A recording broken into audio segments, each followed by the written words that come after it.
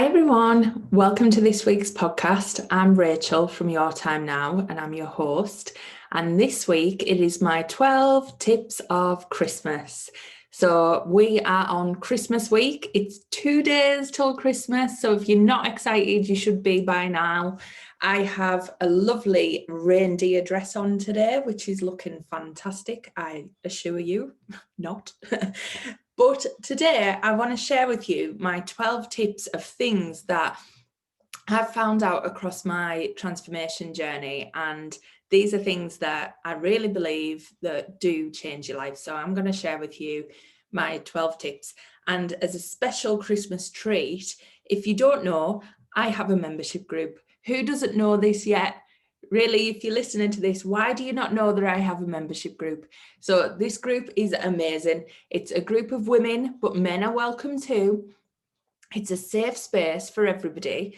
And what it's about is learning all of these mindset techniques that I use, learning about intuition that I use. And every month you get a masterclass. You also get another call, which is a question and answer session. So you can literally bring anything to the table and ask me anything that you want to know. And then you get a meditation vault, you get all my guides and prompts and anything else that I create that I shove in there as well, which is amazing. So if you want to be part of this, you can sign up at any time, but there's a really special offer on at the minute. If you sign up between the 12 days of Christmas, but I'm starting it early, I am starting it today when my podcast goes out. So if you want to join the membership group between now and the 5th of January, you get an extra special gift off me.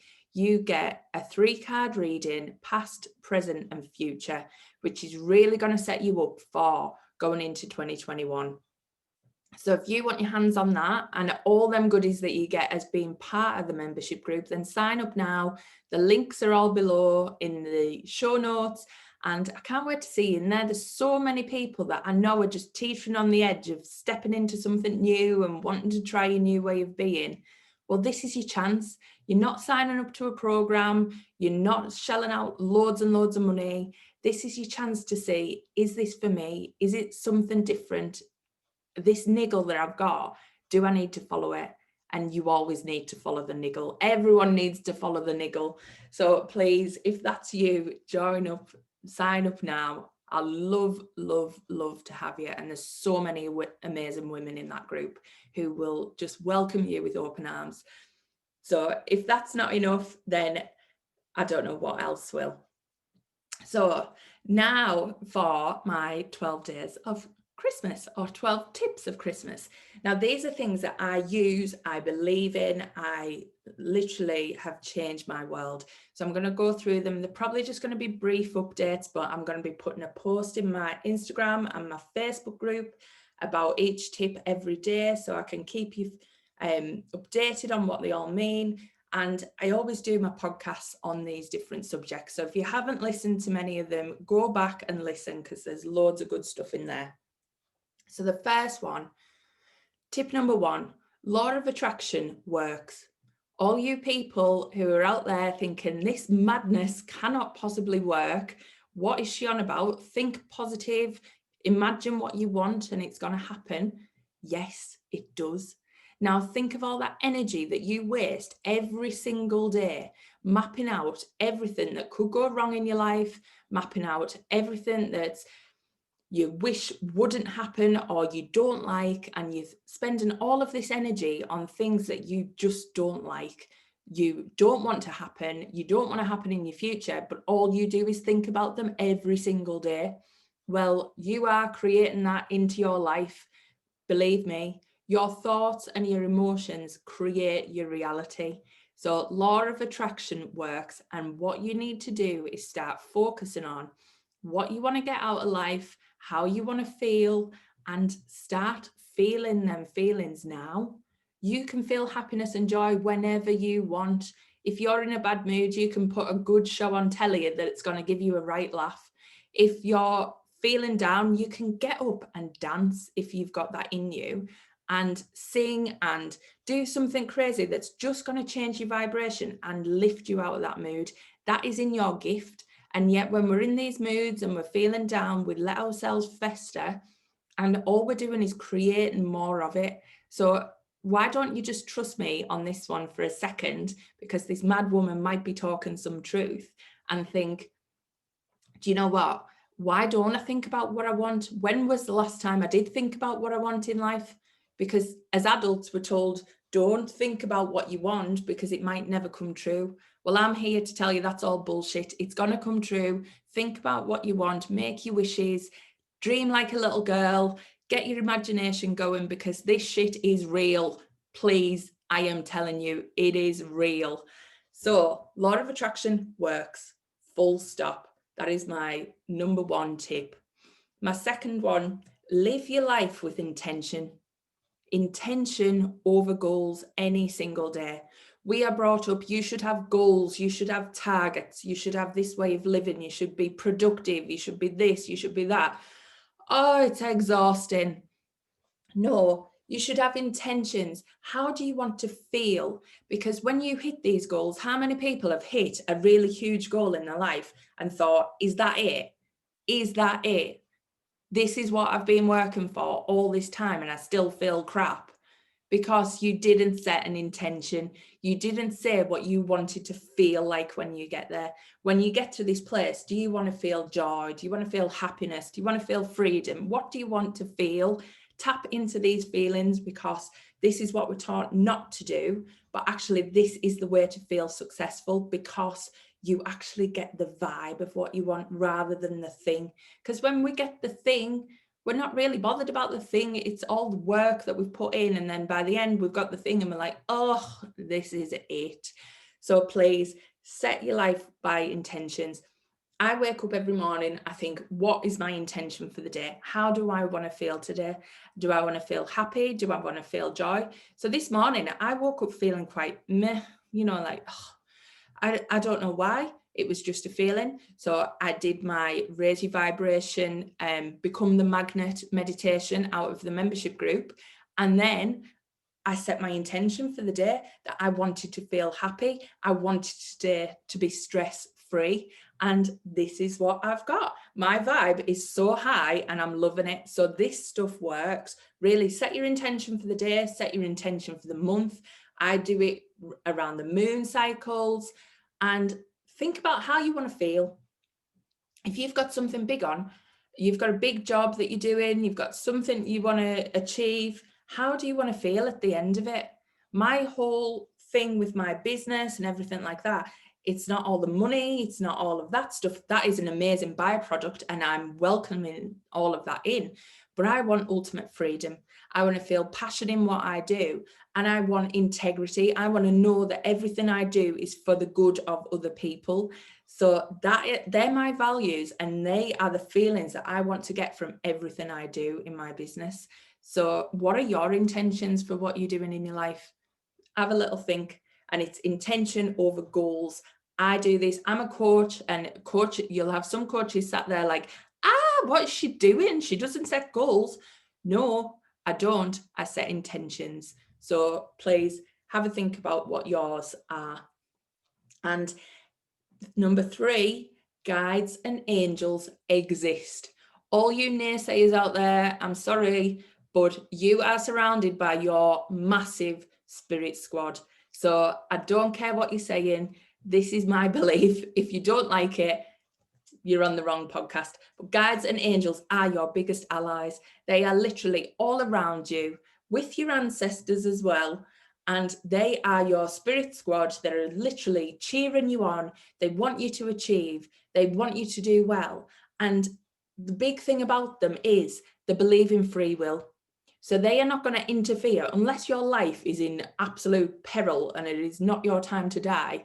They are not going to get involved unless you want them to. Now, they send you sneaky signs and they guide you in a certain way. So they are clever that way, but you need to ask them. If you have something that you want to get some help with, you need to ask for their help. So why are we not speaking to them? Why are we not asking them? They are here for us. Let them do their job. And tip number 4, boundaries is self-care. And boundaries are going to help you with the law of attraction. So when you think about the law of attraction, part of what we need to do is inspired action. And boundaries are the way of saying to the universe, I am worthy. I deserve all of this good stuff that you're going to bring to me. If you're a constant people pleaser and you are putting yourself second to absolutely everyone in your life, so you actually become 10th or something like that, you are saying to the universe, you are not worth your dreams. You're not worth being put ahead of other people. You're not worth actually getting what you want. So inspired action is saying, I am worth it. And I am showing this by setting healthy boundaries in my life. Now, I'm not going to go into boundaries too far. If you haven't listened to that one on the podcast, go and check it out because it is an amazing one. And it steps out 10 tips to setting good boundaries. But it is part of inspired action. It is saying, I am worthy. I am worth my dreams. I am worth my desires. So please think about the boundaries that you've got. Are they healthy? And if not, start to change them. Number 5, self-care is more productive than being on the go all the time. We've been taught since kids, you are not productive if you're not doing something all the time, if you're not fitting everything in and really overstretching yourself and feeling stressed. That's how to be productive. No, it's not, people. If you take time, you step off that treadmill, you go for a nice walk in nature, you have a nice bath. When do you get all your ideas? When do you get all your ideas? I bet it's in the shower. It's that time when that water's flowing over you and you're so relaxed and you're not actually thinking about the 10,000 things that you've got to do, and you get the most amazing idea. That is because you've let yourself switch off, you've give yourself the freedom, and you've let your body just close down a second to give you this brilliant idea, to let your guides, your angels, your source come in and feed you them amazing tidbits that we all get all of the time if we just calm down and stop being go, go, go. All this having to be productive to, achieve anything, it's the masculine way of doing it. It's the patriarchy telling us this is the way it works. No, it doesn't. And for a fact, men need less sleep than women. So if you're one of these women who think, oh, I'm so lazy because I need to lie in, you need to lie in because your body needs it. Listen to yourself, listen to what you need and go and get it, because you will be more productive. You will have these amazing ideas. And this is for all you entrepreneurs out there who are busy, doing, but actually you want, when you get to your success level, you want all this freedom, then you need to start building it in now. You need to look at, what are you doing? Is it aligned with who you want to be? And if it isn't, you need to start changing it, because things don't have to be hard to get results. That's a myth. So really, self-care is a must. So if you don't have something booked in for yourself at least once a month, start booking it in now. And then meditation, this is tip number 6. Meditation is a must. When I've just said about you shutting your mind down, imagine if you could do that for 5 to 10 minutes each day. Now, I'm not saying initially, because it could take a bit of practice to get you into shutting yourself off because you've not really done it before. But people tell me they don't have time to meditate. And you know what I say? That is absolute bullshit. I was one of them people who used to say, I don't have time to meditate every day. And yeah, it took me ages to get to where I am, because I wasn't doing the inspired action. I wasn't doing that work. Whereas when you do, this is when the ideas come in. This is when your flow comes in. This is when you be more productive. So those people, if you're saying you don't have time to meditate, you don't have time not to meditate, because all you're doing is you're rushing, wasting all this energy. Whereas if you meditate, you can actually see a better way of doing everything. Everything aligns more clearly. Everything feels better when you do it. Trust me, honestly, set yourself a little meditation practice. Please just start with 3 minutes a day. Who does not have 3 minutes a day? There is loads you can do in that time just to shut yourself off and let these other voices in that aren't your inner critic all the time. How nice is it just to shut that one off? We don't need to listen to that 24 hours a day. If you had a friend that wasn't nice to you, you would not let her in your house 24 hours a day. So why do you let your own inner critic in? Shut that thing off at least for 3 minutes. I'd aim for 5 to 10 if you can. And, if you want to build up, then that's up to you. But we don't all have time to sit there for an hour a day meditating. And I understand that. And you don't have to get the benefits. 5 to 10 minutes a day can get you what you need. But as well, it can give you that freedom to shut off that nasty little voice that you've got inside your head for a bit. Because we don't have to listen to that all the time. So the next tip, journaling. What you write, you invite. Now, I hated doing journaling when I started this. I had so many blocks to it. I felt like a 12-year-old girl again. And even then I started my journal in January and it finished by February. I was never very good at it. But journaling, what you write, you invite. So these intentions, everything you want to achieve, you write them down and you're putting it out to the universe. You're saying to the universe, this is what I want. This isn't one of the 1,000 thoughts going around in my head that you listen to every single day. This is the thing I have wrote down that I want to attract into my life. And it's important to me because I physically wrote it on a piece of paper. So think of your journaling practice. Even if you start with your gratitude and you do a list of 3 to 5 things that you're grateful for each day, it will start to change your mindset. The more grateful you can be, the more you look at everything with a positive spin, because every time there's something happening that's negative, there's still something to be grateful for. There's still that friend that rings you to check you're okay. There's still something happening that's a positive. And actually, when all this bad stuff is happening, it's happening for you. It's maybe redirecting you or giving you a new strength, or there's always something to it. So journal it out, and then you can look back and see how far you've come as well. So there's so many benefits to journaling, and you can do future journaling. So you could write out how you want your life to look. You could write yourself a journal note from today in 2021 and think, what's happened in your life since this last year? And write all of that out, because you're literally creating this.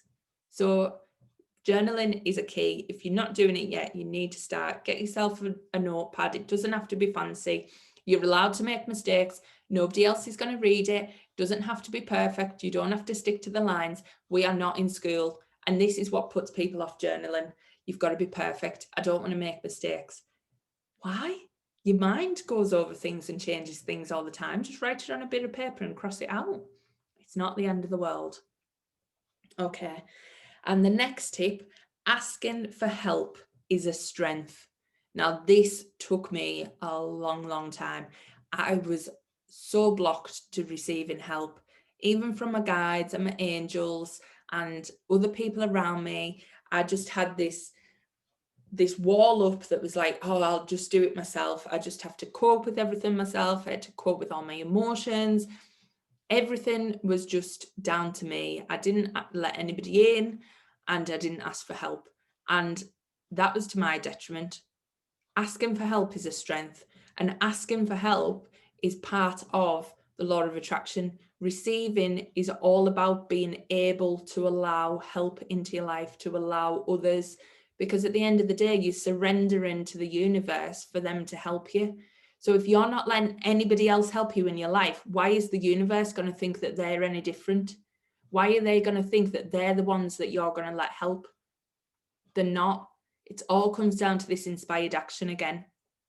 So please, if you're not asking for help, ask for help. You don't have to bury yourself under your own pride. Just open yourself up. It's not a weakness. We've been told it is, especially as women. We have been told that asking for help is a weakness, and it's not.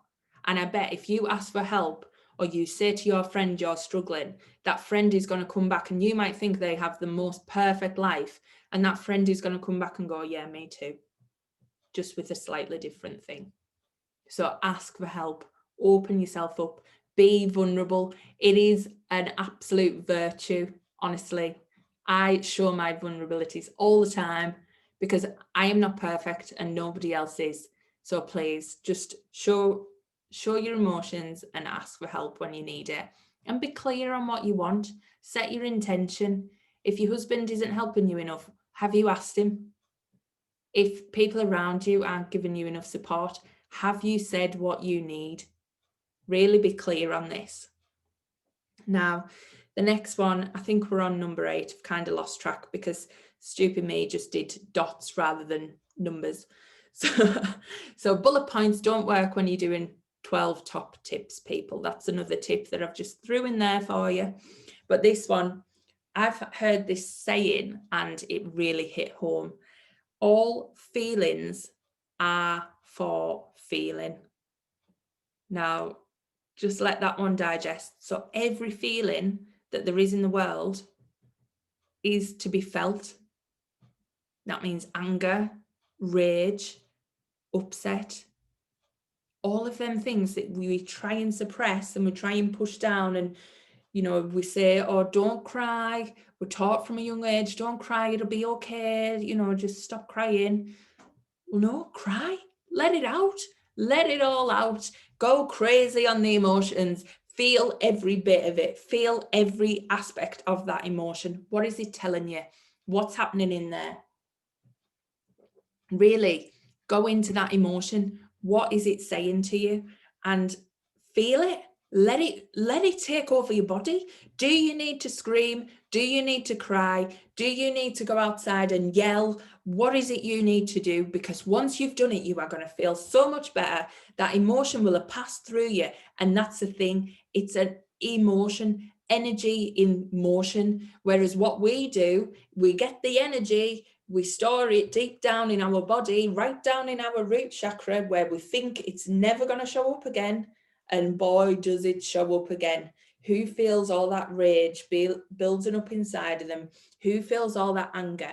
I used to get a red mist. I used to bury stuff so much that I would be calm and calm and calm till that point, and then that little thing on the camel's back would go, and boy, this red rage, this Rachel would come out, and she was vicious. She was really vicious and angry and pent up, and all of it for probably nothing that time, but all the build-up of everything else that I'd squashed down forever was coming out off that one thing. So does that resonate? Is that you? Stop doing it. Feel the emotions when they come in, let them pass, and then you don't become the emotion.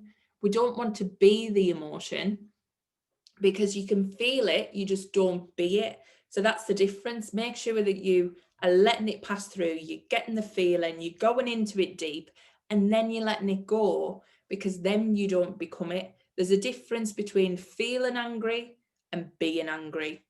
And which one are you normally? Because I used to become my emotions. I used to be angry. I used to be angry all the time. I was angry driving the car. I was angry at people would irritate me. And why? Because I wasn't actually feeling my emotions. So they'd come out in my being. So if that's you, think about how you can start to really let your emotions in and feel them properly without them taking over. Because we think we're in control of them, and then they take over, and we are definitely not in that driving seat. So let your feelings be felt. The next one, 20 seconds of insane courage. Now, I first heard this on that film, We Bought a Zoo, which is amazing. If nobody's watched it, get out there and watch that film. I love it.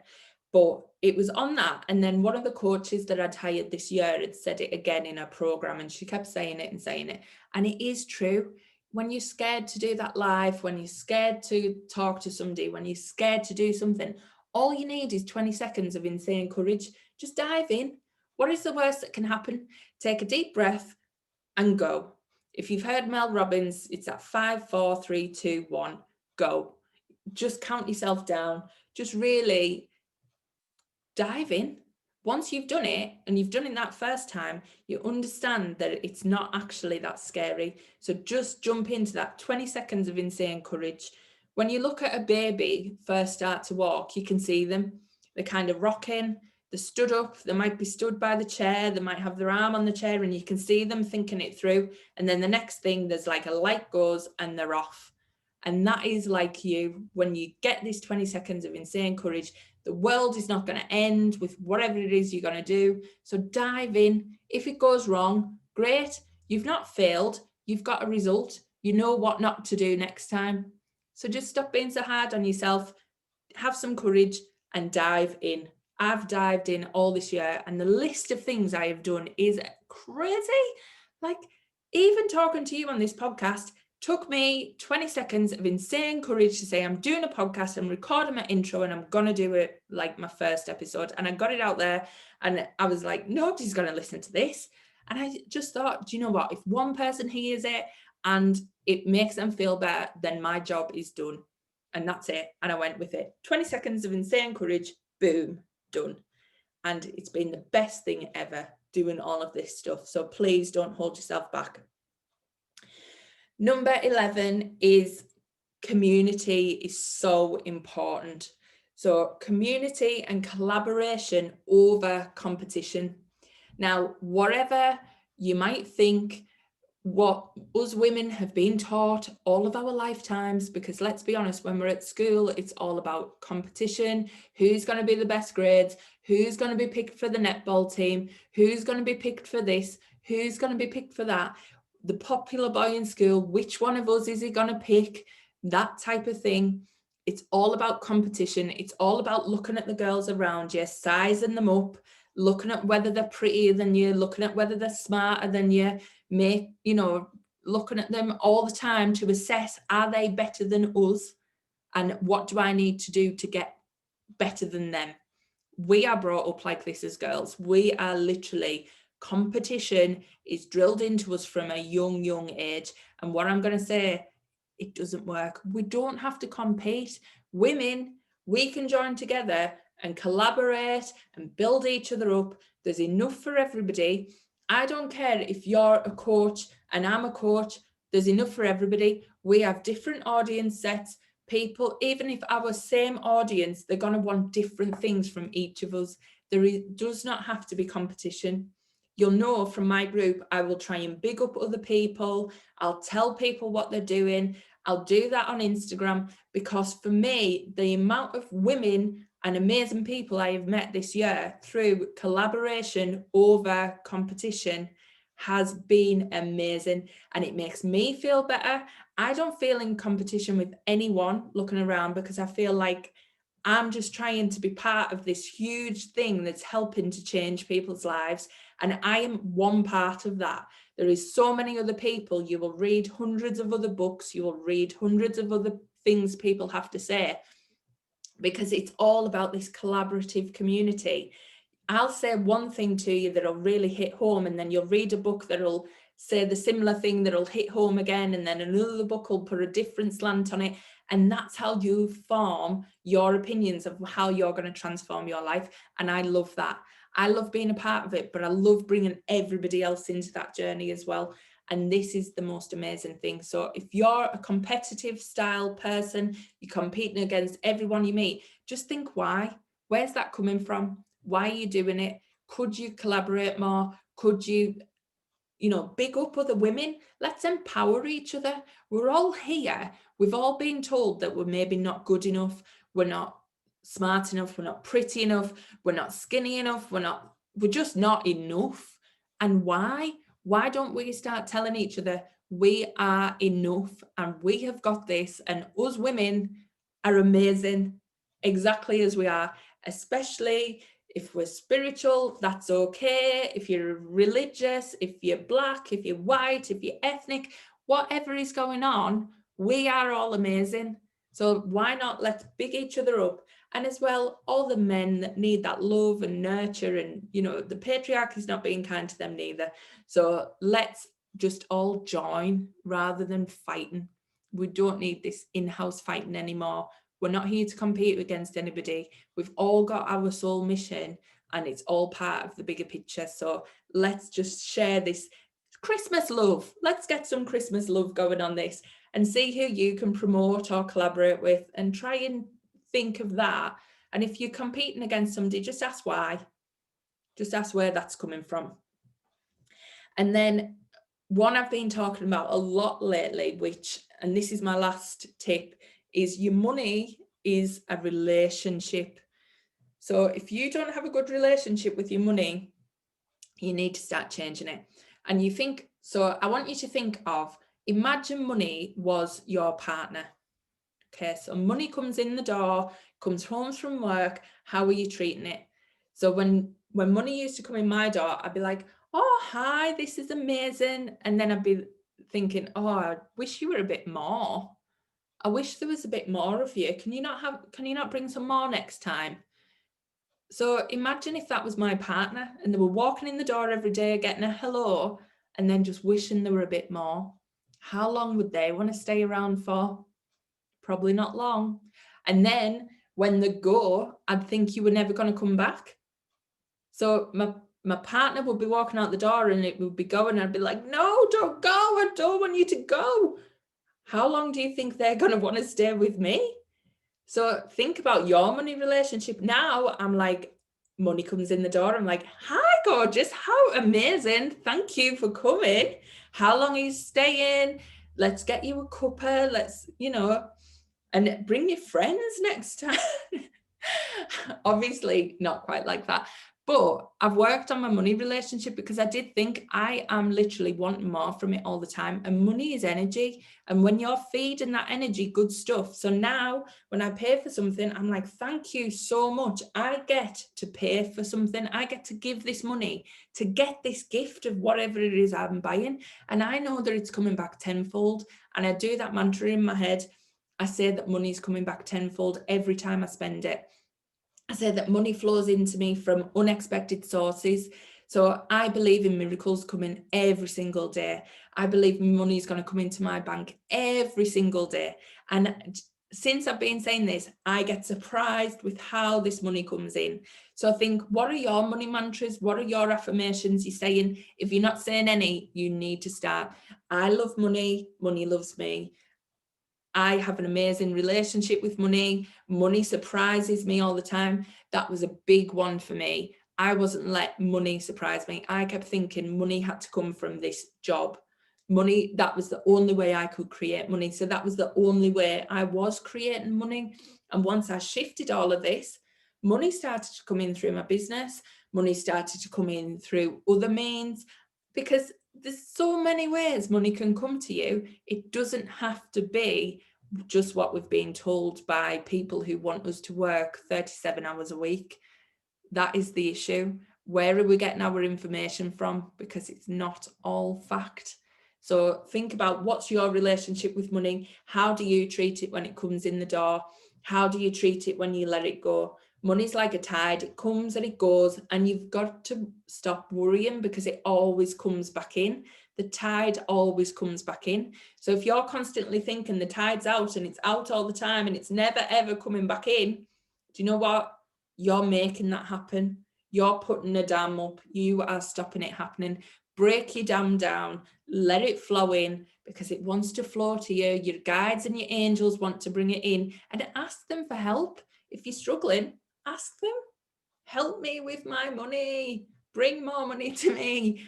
Whatever it is, because I want to talk about money quite a bit, just because it was such a huge stress for me. It stopped me doing things that I loved, because I was always worried that, well, they wouldn't make any money. So I kept everything as a hobby. And now all that hobby is my business and my life. So don't stop yourself doing things just because of money. That is the one that you need to change. You need to change your relationship to it, so that money doesn't stop you, because money ends up being freedom. It's the energy that buys you freedom. It's like oxygen. We don't say we just want enough oxygen. So why do we say we just want enough money? We just want enough money to do this. Well, no, we want enough money to do whatever the hell we want. So why do you say you just want enough? And think of money when you have it. what good can you do with it? Because people think rich people are bad or things like that. Money just exaggerates the person. So if you're a bad person, money is going to exaggerate that you're a bad person because you're going to be a bad person, but with lots of money. If you're a good person, you're going to be a good person with a hell of a lot of money and a hell of a lot of good things to do. So all these stories that we've been told about the person with because they're rich or whatever, it's all bullshit. The person wasn't very nice. The money didn't make them not very nice. The person wasn't very nice. So think about that. And they are my 12 tips. So I hope you've enjoyed this one. It's been a whistle stop tour into my crazy life, which gets crazier as the years go on, which I'm very proud of. But they are my top tips, and I hope you've got something from them. Like I said, I'm going to be posting about them every day so you can see what they're all about. But as well, I'll be doing more podcast episodes. And if you want to know more about this stuff, join the membership group. That is where I talk about it all. I go really deep into these lessons on each of these things and much, much more. So please, if you're teetering on the edge and you're thinking, I've got this niggle inside of me, I've got this burning energy, I want that energy that Rachel's got. I want to be able to look at things in that positive way. I want to be able to change my life for the better. Then come and join me. All I teach is everything I have done. I don't teach things that I've never done before. I teach things that I have used and applied in my own life that has literally made my life mind-blowing now. Like, absolutely, I wake up each day, I am so grateful. This life is amazing. The things I get to do are crazy, and compared to a few years ago, it is unbelievable. I cannot describe it. So if you want even a piece of that, come and join the membership group. You will love it, I promise you. And like I said, between now and the 5th of January, you get your 3-card reading from me. So past, present, and future. And we can look into what you're going to do in the future that's going to bring everything, all this amazing stuff to you. So that's a gift in itself. And I hope to see you in there. Like I said, I'll pop all the links in and I will see you in there soon. So hope you've enjoyed these 12 tips. Hope you've enjoyed this episode. I loved recording it in my nice festive dress. And have an amazing Christmas. Hope you get everything you want under the tree. Hope you have an amazing time with family if you can see them. I know some of us in the UK are hit hard with that and we're not going to be able to see certain members of the family. But please just remember it's one day and you're going to have an amazing time. Set the intention that Christmas is going to be amazing and everything is going to be okay. Even if you don't get everything done, you will be absolutely fine. And I will speak to you all soon. Bye.